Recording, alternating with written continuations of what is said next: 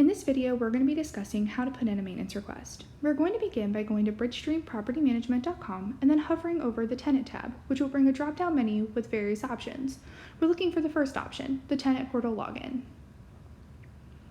Once you have reached this page, you are going to click on the button in the middle, Access the Portal, which will then bring you the login page.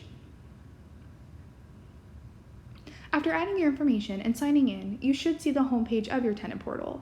From here, you'll want to go to the right where you'll find the maintenance section and click Request Maintenance.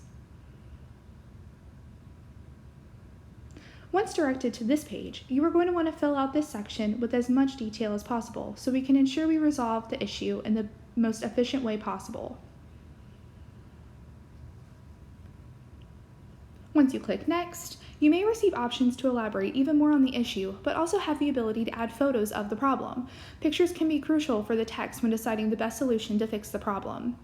You will also want to give the tech permission to enter. They'll always give you a heads up before arriving to the property, and you're going to want to choose how you want to be contacted.